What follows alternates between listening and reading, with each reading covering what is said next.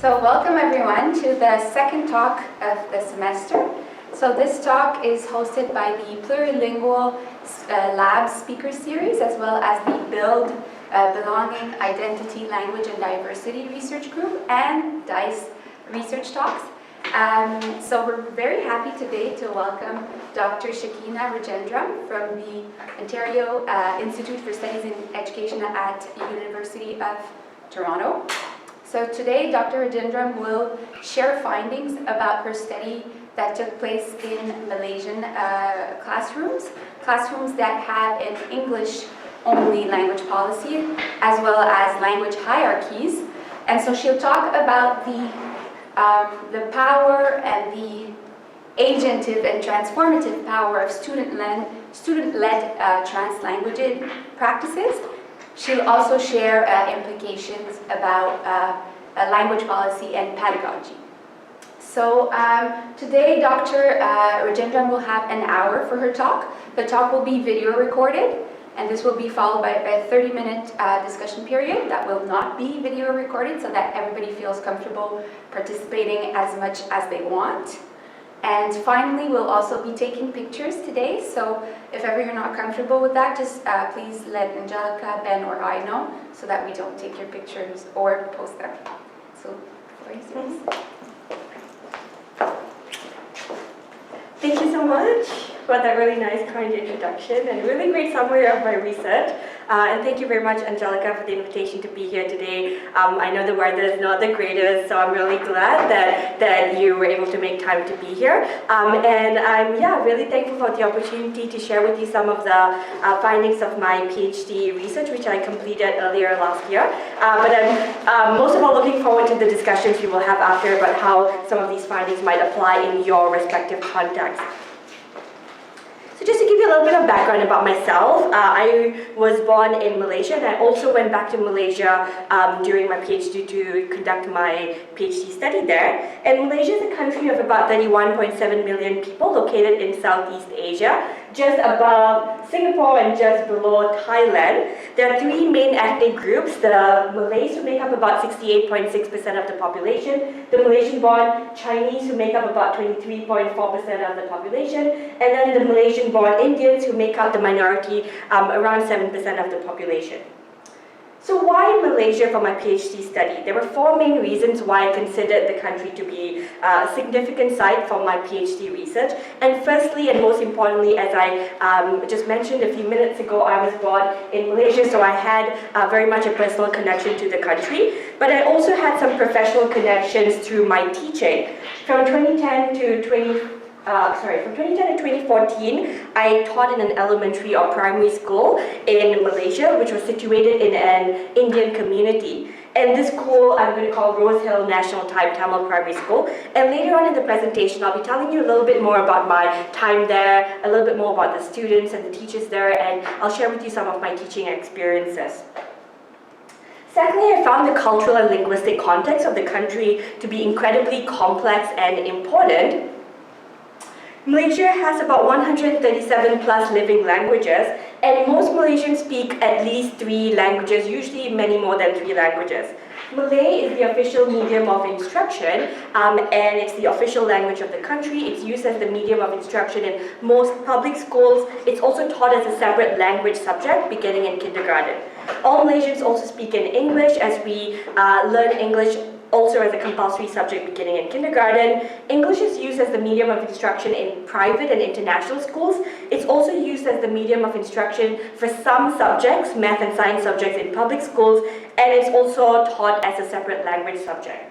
And in addition to Malay and English, all Malaysians would also speak a language or dialect that's associated with their ethnic background and associated with which part of the country they live in. So the Malays speak a variety of regional Malay dialects that differ across the different provinces in Malaysia. The Malaysian-born Chinese would speak Mandarin, Hokkien, Teochew, Hakka, and a variety of other Chinese dialects. And the Malaysian Indians would speak mostly in Tamil, but also other Indian languages such as Hindi and Bengali. And like many places in Canada, the Malaysian environment is also plurilingual, and we see many languages present together in signboards in neighborhoods, public transportation signs, restaurants, shops, newspapers, and so on. And Malaysians use many of all these languages interchangeably in our interactions, often adding new features to our language repertoires in really creative ways. So this is a picture I took of a signboard at a famous local Malaysian restaurant, and it says, "Wei, macam you want to makan here atau apa?" So, Wei is a Manglish term originating from a Chinese word actually, which we use when we're calling out to people casually. So, hey. Macha is actually a Tamil word which means brother-in-law, but for some reason we all use it when we're referring to male friends casually. And then of course you have English, you have makan, which is a Malay word meaning eat. And then you have tapa, which is the Hokkien word for takeout. So all these languages put together, this question means, hey buddy, do you want to eat here or do you want to do takeout? And although there are 4, and some people might argue 5 languages present in this one sentence or statement here, any Malaysian who sees this, regardless of their ethnic background, would have no problem understanding it immediately because that's just naturally the way that we talk. And I really love this quote at the bottom as well. Where else in the world can you find a perfectly comprehensible sentence with 4 different languages? Let's celebrate that. So as you can see, the linguistic background and landscape of Malaysia made it really perfect for research on plurilingualism and translanguaging. Thirdly, I was really interested in the social, historical, and policy context of the country. Malaysia has a long history of colonization by the Portuguese, by the Dutch, by the British, by the Japanese, and then by the British again. And during British colonial rule from the late 1700s to around 1956, the British established different schooling systems for the 3 main ethnic groups, for the Malays, for the Chinese, for the Indians, with different languages of instruction to keep them segregated from each other in different socio-economic roles that would be associated with their ethnicity. So the rationale here being that, if you keep them separate, they're not going to join forces and resist or overthrow the colonial government. So Malay medium schools were established in rural areas to provide Malay medium education for the Malays and keep them in roles as farmers and fishermen. And then Chinese medium schools were established also in rural areas, and the Chinese medium education was intended on maintaining the British rulers' ties with China. The Indians were given really basic Tamil medium education in the plantations to keep them in their roles as plantation laborers. A small number of people chosen by the British government who lived in urban areas were given opportunities to attend really elite English medium British missionary schools, which would allow them then upward socioeconomic mobility through jobs working for the new British colonial order as civil servants. So as a result of this divide and rule policy, Malaysian society had become really divided in terms of its ethnicities and economic opportunities and its politics. And there were severe inequities in the distribution of opportunities for social mobility and for education among those 3 ethnic groups. So as Malaysia approached its independence from the British in 1957, it was clear to the new Malaysian government that nation building, peace building, would be of utmost importance to the nation's decolonizing efforts. So post-independence, the Malay language was chosen and declared as the new official language, but English remained the medium of instruction in the private sectors and in elite private schools. And the new ruling government in Malaysia also established this quota system to try to fix some of those economic inequities by ensuring that the Malays would always receive at least 55% of places in universities, as well as 55% of places in terms of the access to scholarships, public service jobs, government tenders, business loans, and land ownership, and so on. As you can imagine, unfortunately, this only resulted in further ethnic divisions and socioeconomic imbalances between the Malays, Chinese, and Indians. So while in theory, Malaysia really prides itself in being this very peaceful and multicultural country with all Malays, all Chinese, and all Indians being equally Malaysian, in reality, there has been a lot of conflict between the various ethnic groups in the country, with the dominant ethnic group really trying to fight to maintain their majority 55% rights, and the linguistic and ethnic minorities fighting to get equal rights. The social, historical, and policy context of the country has had a ripple effect on the language policies in education. So Malaysia's history of colonization has had an effect on the language policies by creating linguistic hierarchies, where now English is seen as this elite, superior language that's at a higher level than local Malaysian languages, with Tamil being at the bottom of this linguistic hierarchy.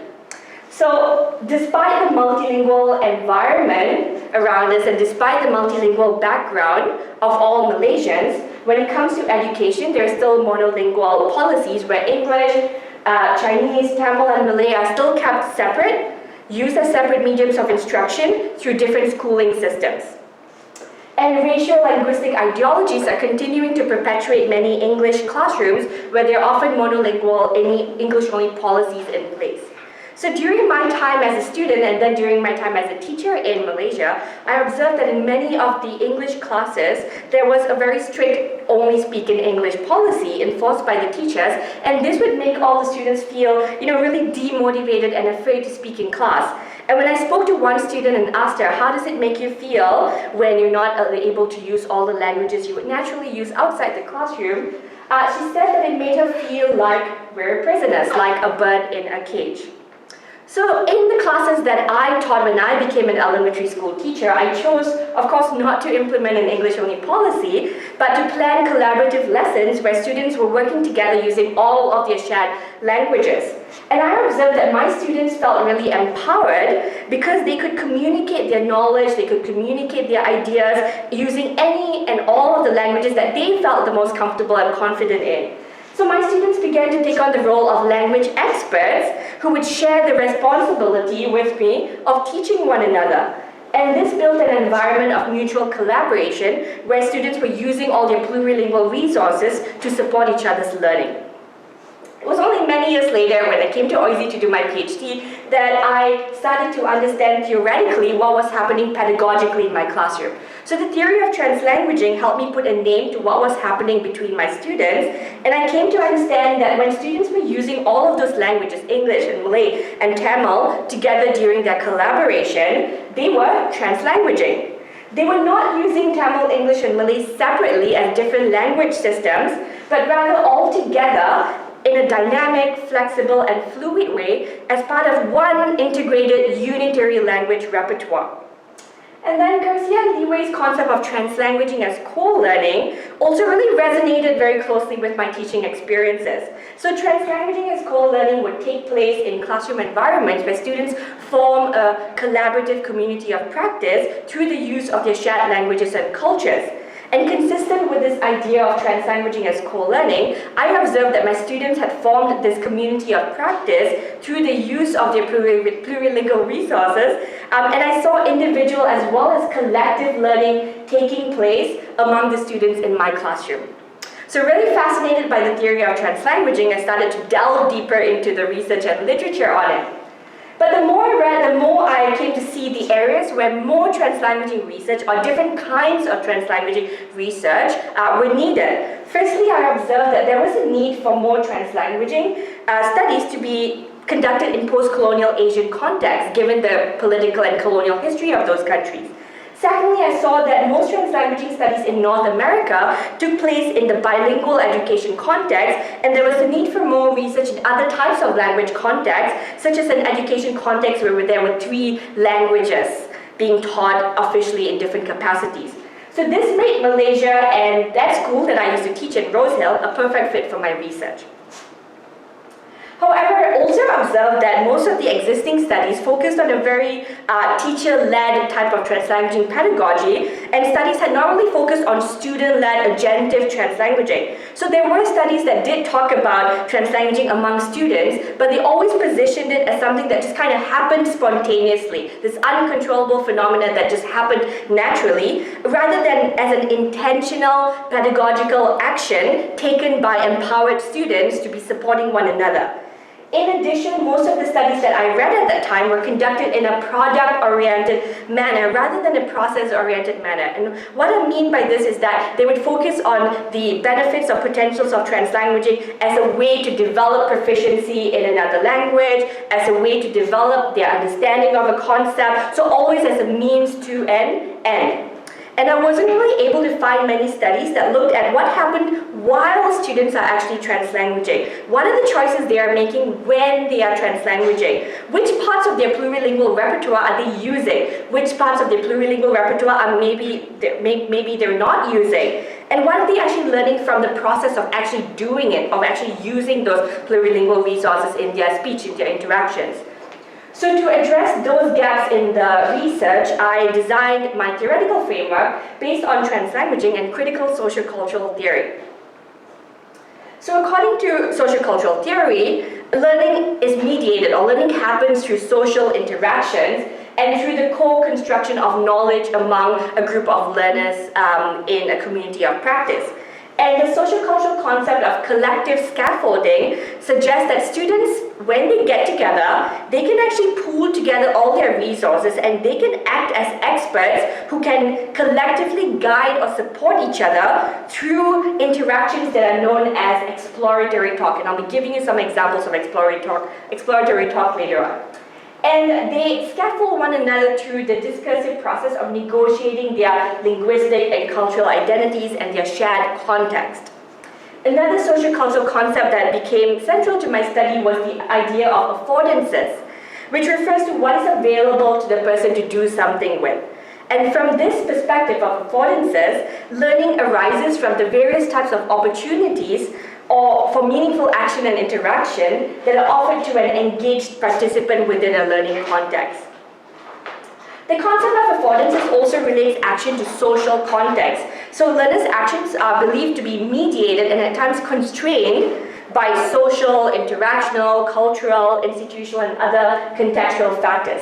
So in my study, I saw that collaborative learning as a social context that could provide opportunities for students to engage in translanguaging through their interactions. But I also propose that within that social context of that small group, and within the broader social context of the classroom, the broader social context of the community, there could be factors that would actually enable or constrain the affordances for translanguaging within that context. So bringing together translanguaging, bringing together critical sociocultural theory, my study asked these really simple questions. One, what are the affordances of translanguaging in collaborative learning among multilingual learners in 2 grade 5 English language classrooms in Malaysia? Secondly, what are learners' reasons for translanguaging during their collaborative interactions? And what are the factors influencing their use of translanguaging? So, midway through my PhD, I went back to Rose Hill, the school that I had taught in, to conduct my PhD study there. And all the students in Rose Hill are actually Malaysian-born Indians, and they all speak Tamil as their home language, and then they learn Malay and English as their second language. Tamil is the official medium of instruction in this school, but students also learn Malay and English 4 times a week as separate language subjects. And during that English subject, most of the teachers usually had a very strict English-only policy. So I collected data for the study from 2 grade 5 classes that I had access to. The first class I call 5 Seroja, or 5S for short.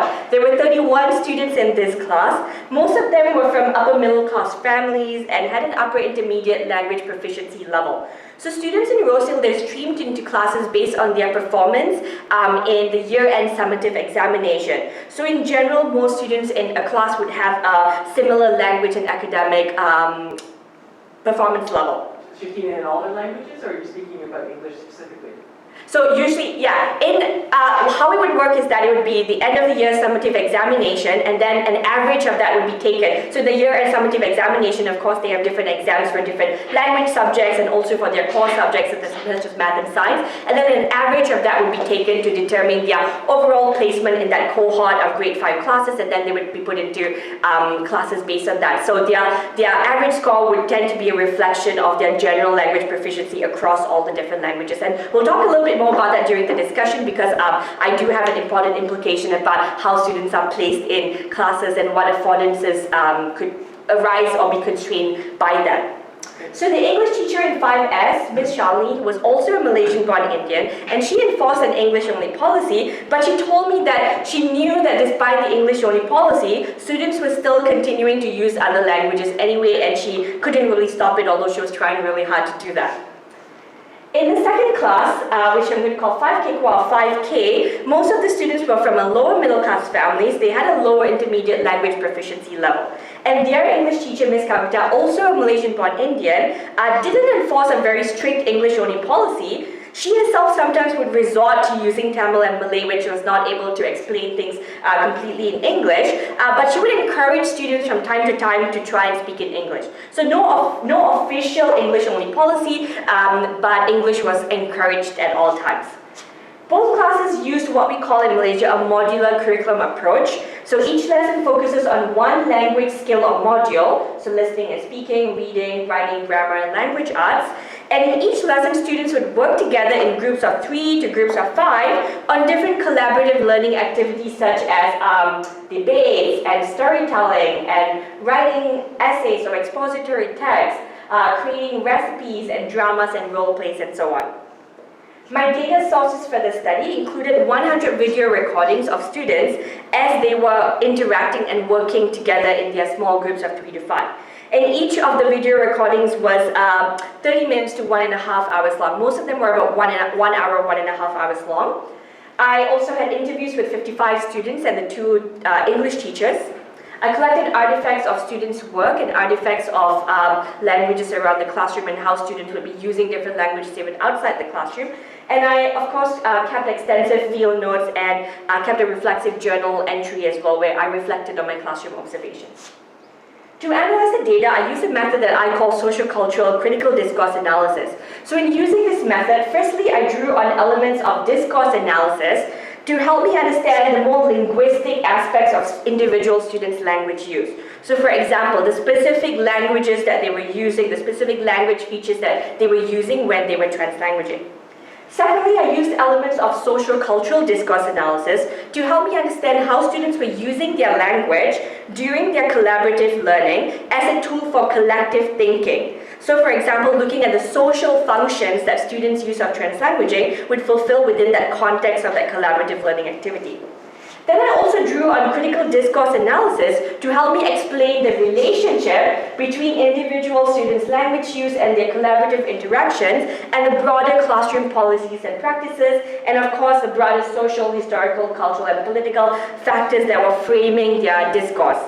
And I did this, for example, by examining how students could either be reproducing or resisting certain discourses in the classroom that came from around them, from the society, and how those broader factors could be influencing what they talk about, the choices they make, and so on. I'll give you examples of all these when I present my findings.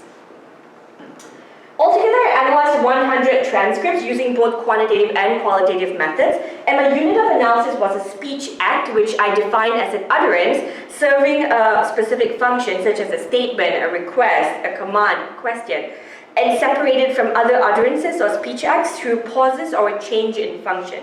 The length of the speech acts would range from a string of words to a complex sentence, and I had about 8,257 speech acts altogether in my discourse analysis.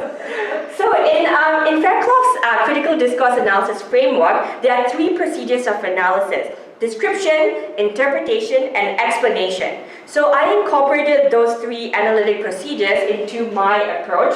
Firstly, by describing the translanguaging constellation of each speech. And what this means is just that it's a combination of languages. So for example, were they using English plus Tamil, were they using English plus Malay plus Tamil, were they using Malay plus English, and so on. And in the research on translanguaging, we refer to that as a translanguaging constellation. The second step was to interpret the function and the affordance of each of those speech acts. So by analyzing those 8,257 speech acts, I identified 100 functions that the use of translanguaging fulfilled in that collaboration. And I printed out a list of those 100 functions, as I won't be able to go through all of them, obviously, and please feel free to take one. And because there were so many functions, I had to group them into broader categories, and I call these broader categories of affordances of translanguaging. The third step was to identify significant patterns, similarities, and differences in students' use of translanguaging according to different factors such as the different languages and the different translanguaging constellations they were using according to the classroom they were in, because each classroom represented a different language policy, represented a different level of proficiency, and so on. And here I conducted statistical analysis like chi-square test of independence and cross-tabulation analysis just to see if there were any statistically significant patterns in the data according to all of those factors. And the fourth step was to try to explain at least, the complex relationship between students' use of translanguaging and the reasons and factors influencing it. And I did this through member-checking interviews with all of the students and other members of the school community. And I triangulated all the results of the qualitative and quantitative analysis with the findings from the interviews, as well as the artifacts of students' work and my own classroom observations and reflexive journal entries. So the results of the analysis revealed that students in both classes, despite the different language policies and practices of the teachers, used translanguaging extremely widely, very widely in all their collaborative interactions and all their collaborative learning activities.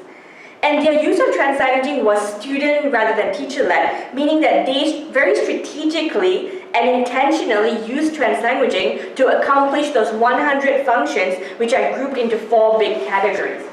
So the first broad category of affordances that were accomplished through translanguaging were cognitive and conceptual affordances. These affordances supported students in understanding the concepts and content related to the task. It enabled them to exchange information and ideas, and it helped them to apply higher order critical thinking and problem solving skills. So just to give you a few examples, through translanguaging, students accomplished cognitive conceptual functions such as building or elaborating on peers' answers or suggestions, evaluating peers' suggestions or the group work based on their own criteria, analyzing an issue from multiple perspectives, demonstrating to their peers how to answer a question or to solve a problem, thinking out loud, so metacognitive, metalinguistic talk to brainstorm ideas, answers, and a course of action, providing a rationale or explanation for an answer or suggestion. So an example of providing a rationale or explanation for an answer or suggestion happened during activity on technology, where students were told to select a gadget they would hypothetically get as a gift for their parents and then make a list of pros and cons.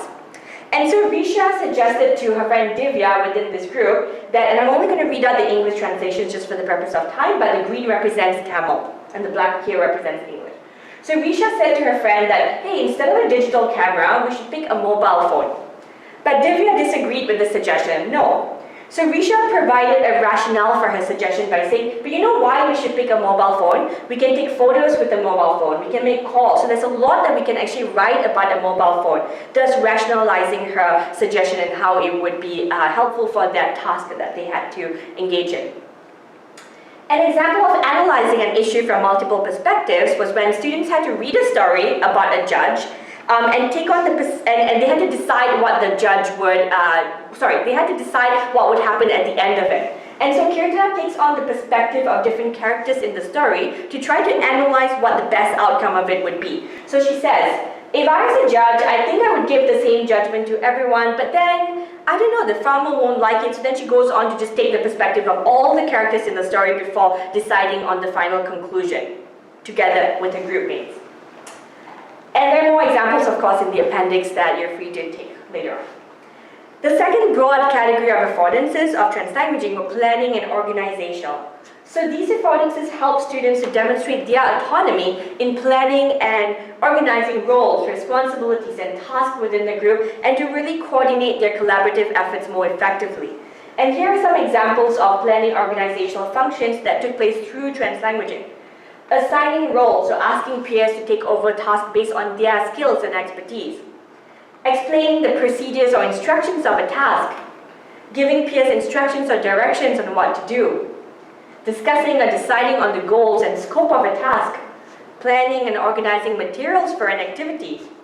Distributing or negotiating roles, responsibilities, and tasks in a group. So here's a simple example of planning and organizing materials for the task and this happened when Raja, using Malay, represented by blue, and Tamil, represented by green, says, if we get the Malay Utusan, which is a Malay newspaper, that will be really good and helpful for their task, so deciding on which materials to use.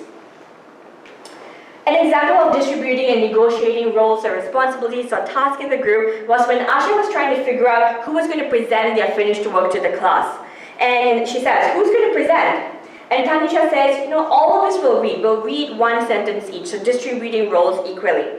What was really interesting here is that in some groups where one student would take it upon themselves to enforce the teacher's English only policy, for example by saying, hey, stop, English only, speak in English, there would usually be more hierarchical and individualized decision making in those groups. So for example here, when Kamal enforces the teacher's English only policy saying, speak in English, and Tina goes on to say, hey, so who's the leader of this group before we start? And he goes on to say, yeah, me, of course. And this seemed to be the pattern that in every group where one student enforced an English-only policy, they would also go on to be the leader and boss all their peers around. Whereas in other groups where learners encouraged each other's use of translanguaging, I noticed a pattern where there was more equal and collective distribution of roles and responsibilities as we saw in Asha and Tanisha's group. As another member of Asha and Tanisha's group put it, all of us must be leaders. Everybody can participate. We can do our group work with our best friends. The third category of affordances was affective or social. So these affordances help students to build rapport with each other, to engage each other in social interactions, to provide social emotional support, and to assist each other. And through translanguaging, students were able to accomplish affective social functions such as offering peers a turn, encouraging peers to contribute their ideas or take on a task, complimenting peers for their work or drawing the other peers' attention to it, correcting peers' actions and resolving conflict, expressing one's emotions or empathizing with peers, talking about one's personal life and interests, inviting peers to join in the collaboration or work together on a task. An example of talking about one's personal life and interests was when Linguist tells Mohan really excitedly, hey, I'm going to India in December, guess what? And Mohan shows interest in Linguist's personal life and interest by asking him, oh, what will you be doing in India? And then Linguist proceeds to show him pictures and videos of India on his computer. An example of inviting peers to join in the collaboration and work together on a task was when Suren brings his chair closer to his friend and says, the two of us can share this book and we can work on it together.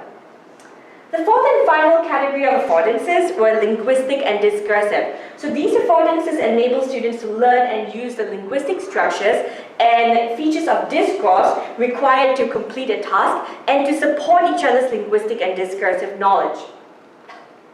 And through translanguaging, here are some examples of the functions that were accomplished in the category of linguistic discursive affordances. Students explained grammar rules and syntax and vocabulary usage to each other. They could provide the translation of a word or phrase or sentence across languages. They explained the format or genre of a text that they had to write or speak out. They modeled to each other what to say or how to speak during a presentation. They worked out the meaning or usage of vocabulary using contextual cues. They provided information and examples to help their peers understand new vocabulary and so on.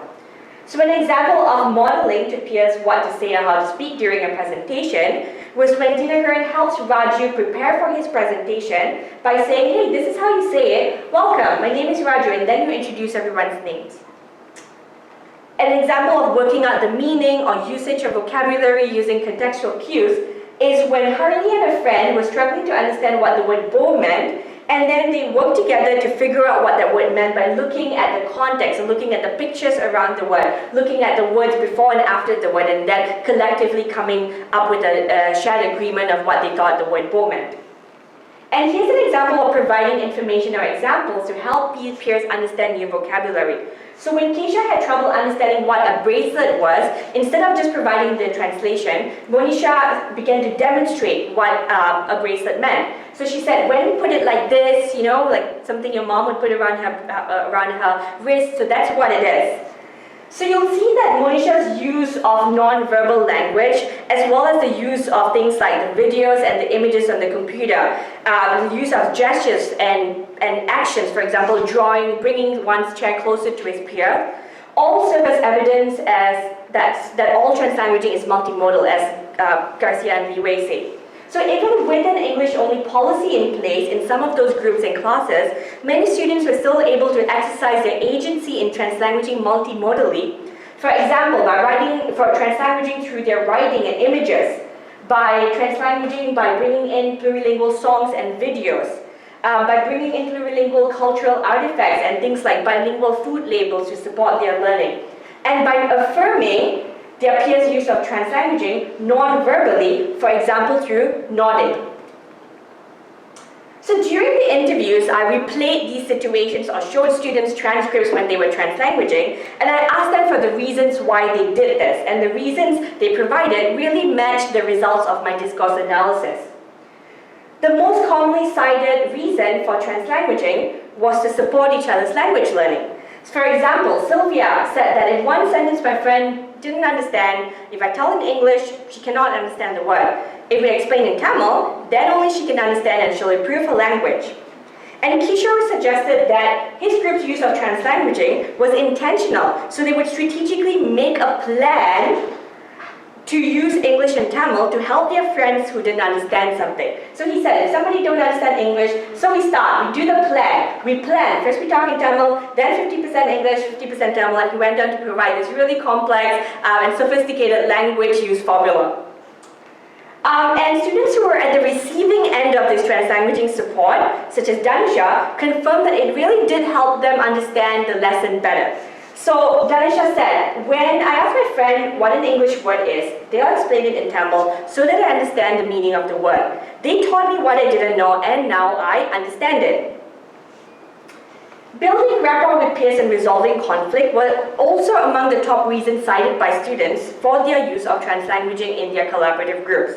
Describing the benefits of translanguaging, Ravi stated that it enabled his group members to work together more collaboratively and to really avoid conflict. So he says, by using all our languages, we can work together in a united way without a single fight. We work together well, and that's why I like it. And students in both classes also said that they used Tamil instead of English whenever they wanted to joke around with each other. For example, Suren said that when we talk in Tamil, it's funny. Joke in English won't be funny. And according to Ashwin, the joking with each other in Tamil was not only just a source of amusement, but it also helped them to relieve tension and to resolve conflict among group members. So Ashwin said, when we do group work, if is Mara, angry, Tamil joke is like a fun, it's laughing. So we're laughing already, so no more angry.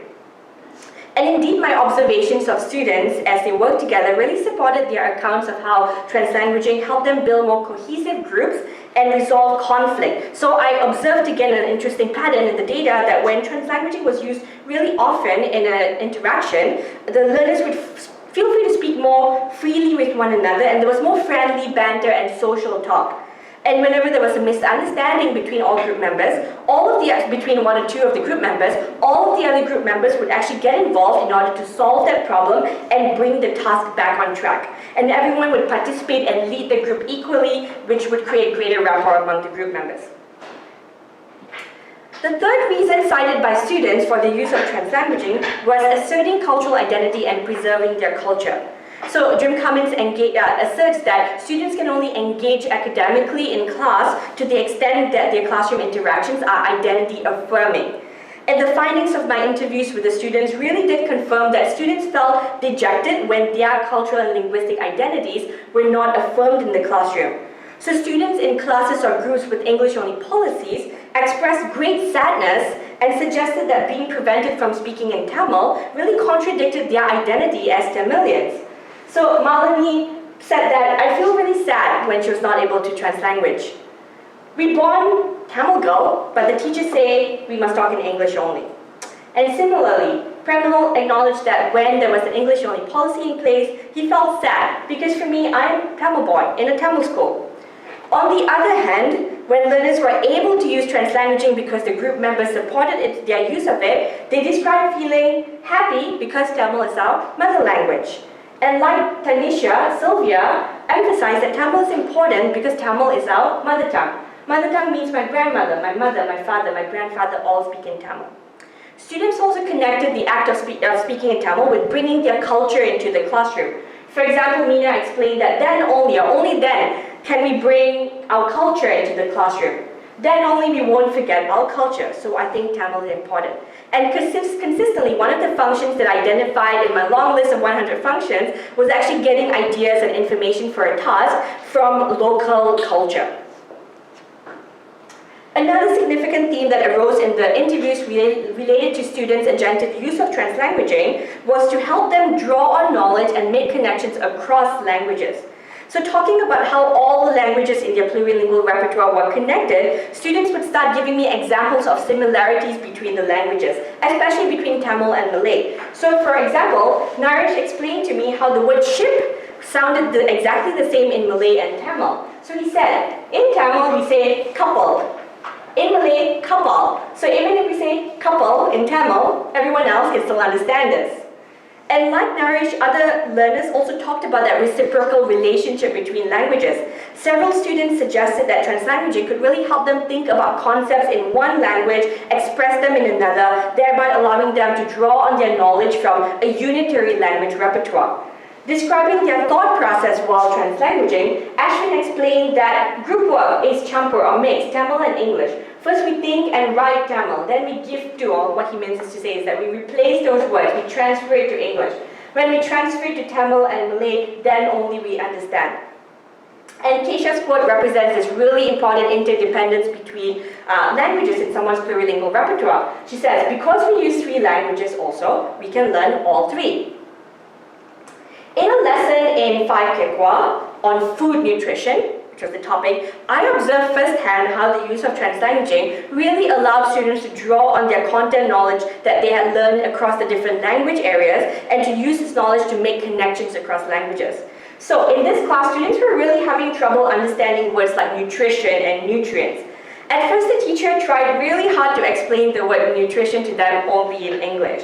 But students, just had blank stares. They were really struggling to understand what the word nutrition meant. And so Ms. Kavita decided as the last resort that she would explain it in Tamil. As soon as she did this, the whole classroom atmosphere livened up and students excitedly started calling out other words related to nutrition in Malay, in Tamil, in English. For example, they shouted out things like khasiat, which is the Malay word for nutrition. They shouted out things like prata, which is protein in Tamil, carbohydrate, iron, and then they went on to talk for about half an hour about everything they actually knew on the topic of food nutrition. So it was only through translanguaging, in this case the teacher's act of translanguaging as a last resort, that students could really demonstrate what they actually knew using all the languages that they knew. And sure enough, my discourse analysis showed that students were actually drawing on their linguistic knowledge across all of the language and language features in their plurilingual repertoire, and they were putting them together in really unique ways. So students were acting as creative language users or creative meaning makers who were engaging in a continuous process of selecting and assembling features from English, from Tamil, from Malay, from Manglish in novel ways to convey their meaning. For example, they combined the word television in Tamil and the suffix ing in English to say television pakirani, or watching television. They combined the word for amount in Malay, jumlah, with the word for what in Tamil, indra, to say what is the amount, jumlah nayana. They used the common Manglish suffix la. They used the common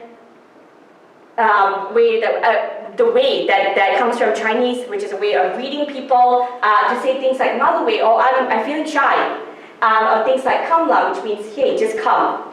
So their use of translanguaging was not just a process of transferring knowledge from Tamil to English, or from English to Tamil. Rather, by using translanguaging to perform all of those functions, they were actually simultaneously developing their language skills, not only in English but in Malay and in Tamil. So their translanguaging repertoire was being leveraged metacognitively and metalinguistically to help students function effectively in all 3 of those named languages in their repertoire.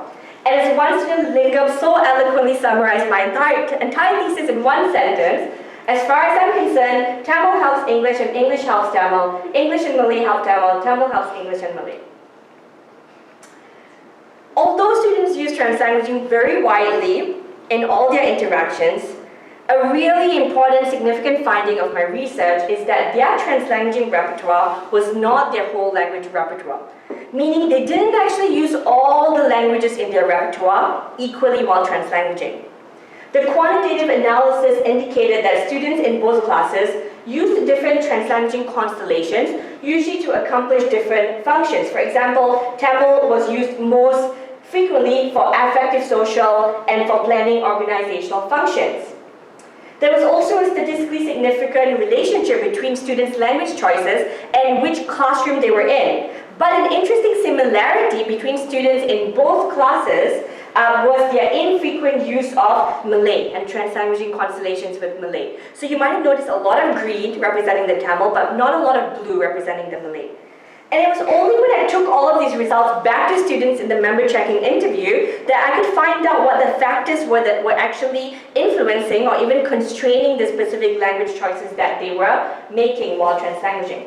My study identified 4 specific factors that were constraining their use of their whole plurilingual repertoire. The first factor, of course, being the teacher's classroom language policy and own language use.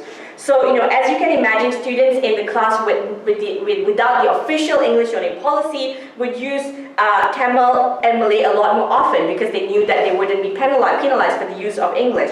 Whereas in the classroom where there was a strict English-only policy, the discourse analysis showed that, of course, there was a higher use of English and a lower use of the other languages.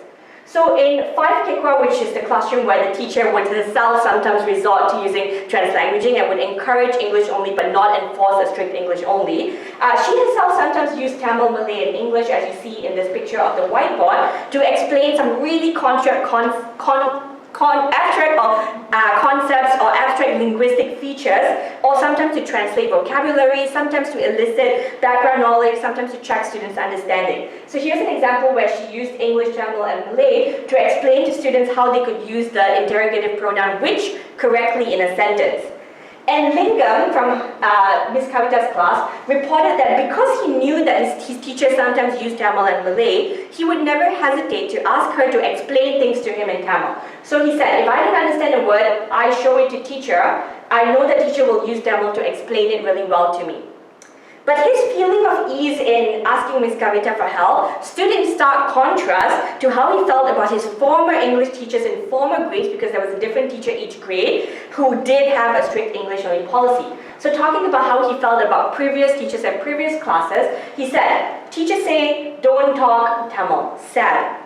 I'm sad because there are phrases I don't know. I'll be too afraid to ask about the meaning of words we don't understand. Some teachers, if I speak even a little Tamil, they'll hit me on the head, so I'll just shut their mouth and keep quiet because I'm too afraid. Secondly, the language policy of the small group itself would either encourage students to expand their translanguaging to repertoire to include all of the constellations of specific language combinations and functions, or the language policy of the group could serve to limit students' interactions to English only. So in groups where students' language use was policed by one or more group members, for example, through assertions that they should, hey, speak only in English, they felt more constrained in the opportunities that they had to really express their ideas and contribute knowledge. The interactions in this group were more disputational and characterized by disagreements, short exchanges, a lot of repetitions, assertions and counter-assertions, not much conflict resolution, a very competitive atmosphere, and individualized decision-making. On the other hand, in some groups where students would encourage each other to use translanguaging, same idea in Tamil, the collaborative context of those groups was transformative because, as I said before, it facilitated what is called as exploratory talk in sociocultural theory.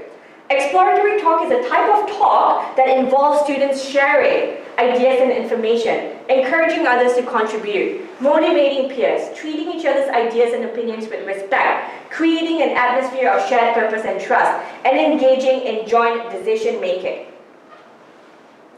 The third factor that influenced or constrained students' use of translanguaging were the discourses from their parents about linguistic capital and about language. So students from a higher socioeconomic background usually reported that their parents would encourage them to focus more on English. For example, their parents would tell them things like, if you want to become an international player, you must know English. If you talk another language, you don't know nothing. If you do well in English, everything will be covered. You can go to different countries. People will respect you. Or one student said, with my mother, I speak in English. She wants me to talk like an American. And so these students went on to actually reproduce some of these discourses in their interactions and went on to use English more frequently and enforce the English-only policy more frequently with their groups. In contrast, for students whose parents emphasized, and this was the minority unfortunately, but for students whose parents emphasized that all three languages were equally important, for example saying, all three languages are important, we speak in Tamil because that's our culture, we speak in English and Malay to people we work with, and we speak in Malay to people in our neighborhood, the children of those parents would go on to use translanguaging more widely in all their interactions. And the fourth and final factor that constrained students' use of translanguaging was their experiences of ethnic tensions or feelings of being marginalized as the minority ethnic group in Malaysia. So my quantitative analysis revealed that students, as I said earlier, did not use much Malay while they were translanguaging. Although they were proficient in the language, and they actually had more Malay lessons than English lessons every week. So the interviews with students helped me understand some of the reasons for this. Students seem to reproduce some of the discourses that they heard around them from the news, from their parents, from social media, from community members about Indians being treated as second-class citizens, about being told to return to India where they belong despite being fifth-generation Indians, and about the very tense relations between the Malays and non-Malays. So despite being, in Malaysia, having been born in Malaysia, a lot of students felt like Malaysia was not their country, Malay was not their language. So for example, while talking about her reasons for not using much Malay despite being extremely proficient in the language, Kamini referred to Malaysia as this is their country, this is their language, thereby distancing herself from Malay. Other students felt like despite doing well, getting A+ in their Malay lessons, they would never be able to speak in normal Malay because they were not Malays. For instance, Malini said that they're the Malay speakers, we can never talk normal Malay like that. And then she also made reference to the difference in color, in skin color between the Malays and Indians, saying if we're black and they're white, so they bully us, like blackie, blackie, like that. And when talking about his reasons for not using much Malay, Sham expressed things like, Malays don't like Tamil people. And similarly, Pravin said things like he was afraid that he'd be looked down upon if he spoke in Malay because he felt like he would never be able to use Malay the right way. So he said things like, if you tell the wrong word to the Malay people, they would bully us, tease us, like that. These Tamil people don't know how to speak in Malay, that's what they will say. However, while I chose to report the prevalent themes in my data based on frequency, how many times someone spoke about something, I found some incredibly important outliers or disconfirming evidence in my data. So not all learners, not all 55 learners had the exact same reaction. There were two notable exceptions to this, Karthik and Lingam. They were notable because they actually used Malay widely during all their interactions, and they actually expressed positive feelings about Malays and the Malay language. So when I asked Karthik about this, he actually responded to the interview completely in Malay, saying, I like using Malay with Tamil. I like Malay because I live in a Malay neighborhood, suggesting that because of his good relationships with his neighbors and community members, he actually felt like one of them. He actually felt like a full Malaysian. Similarly, another student, Lingam, who had a tutor, or what we call in Malaysia, a tuition teacher, who was a Malay, attributed his love for Malay and his desire to use Malay to the language practices of his teacher. So this teacher is a Malay man, and Lingam talks about this Malay man who's a student, says that I have a Malay tuition teacher, he speaks in Tamil, he knows all languages, Hindi, Gawai, and all languages. He'll say, I'll teach you in Tamil and all three languages. Because of him, I love speaking in Malay and all three languages. So this really shows the important role that teachers can play in encouraging students to draw on their entire plurilingual repertoire through their own use of translanguage, or even through their own desire to learn the languages represented in the classroom. So finally, the findings of my study have a few implications for how translanguaging pedagogy should be viewed and enacted in different educational contexts. The first implication of my finding is that translanguaging is socio-culturally situated and culturally responsive. So Norton writes that social context of communication is never separate from the individual who participates in it. And in line with this, the analysis of students' interactions really demonstrated that their use of translanguaging was inseparable from the socio-cultural context in which they were situated. The way that they used their language was really unique to their context, really reflective of their social and cultural identities. throughout their interactions. As I showed you earlier, they were engaging in mixing and selecting and combining different features of their language repertoire and creating their own variety of what they would really proudly refer to as Tanglish and Manglish and Tamanglish and so on. While translanguaging, they also wove together the personal, the social, and the cultural domains of their life. For example, they talked about their personal religious beliefs. They made reference to Indian culture, to Malaysian culture. They enacted cultural values in their collaboration that were held in high regard by the community. But my interview findings unfortunately also revealed that students' social, cultural, and political contexts can have a significant impact on their attitudes towards translanguaging and their beliefs about race and identity and language. So although students acknowledged and they saw evidence of the numerous benefits of translanguaging for their learning, their belief about the relative importance of each language in their plurilingual repertoire were influenced by discourses about linguistic, socio-economic, and cultural capital of English, and they were also influenced by things like the discourses of ethnicity and nationality, and by political and ethnic tensions surrounding them. So when you're enacting a translanguaging or plurilingual pedagogy, we need to really acknowledge and understand that what happens in your classroom can be a direct result of what happens outside the classroom, the discourses that students are hearing around them, and the translanguaging pedagogy needs to be responsive to the broader sociocultural context.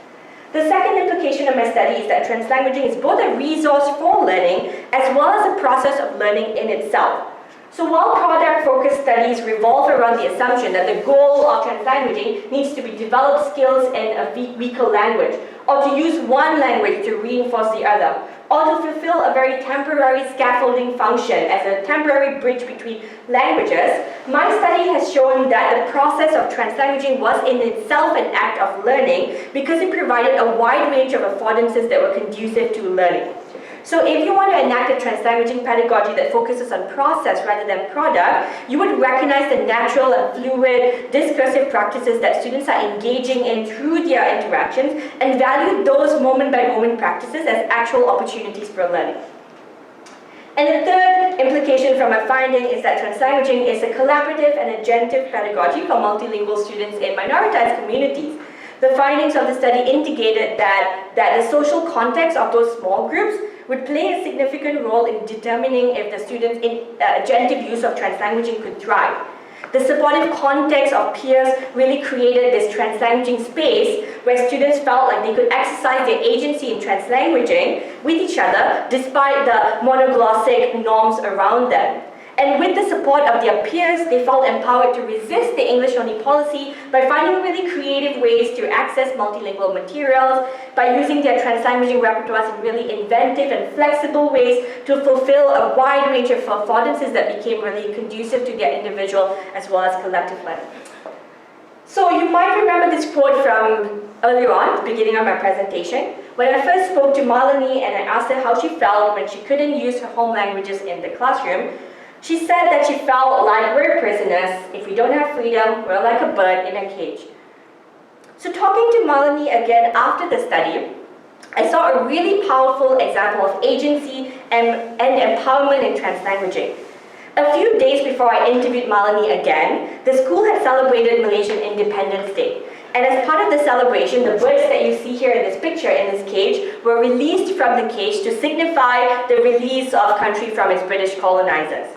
So during that interview, when I asked Malini how she felt when she could actually use translanguaging in her small groups that were supportive, she answered by comparing herself to those birds that had been released from that cage. And she said, when we open the bird's locker or cage, the bird will fly like freedom.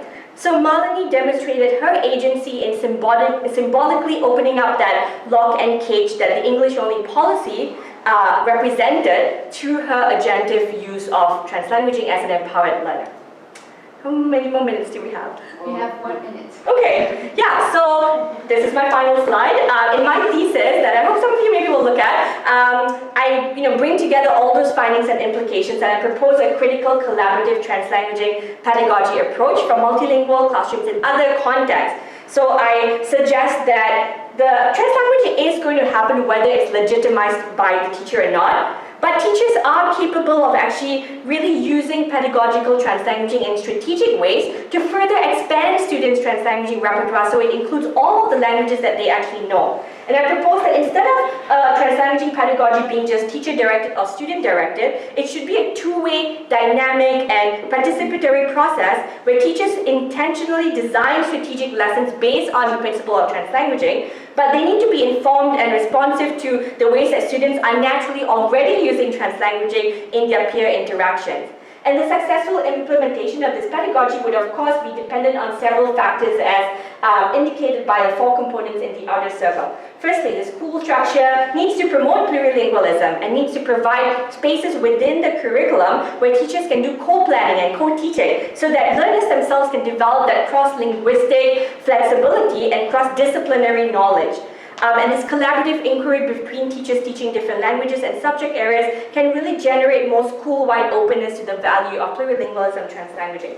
Secondly, the engagement of family and community members is key. So some parents may actually equate English-only instruction or monolingual instruction to effective school participation.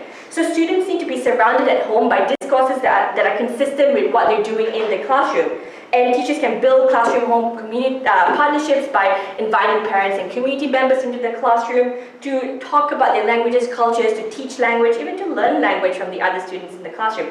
And in contexts where the teacher may not share the same languages as students, this would be especially helpful to bring parents and community members in. Thirdly, as I mentioned before, a collaborative translanguaging pedagogy needs to be specific to the particular social, cultural, and political context in which it is implemented.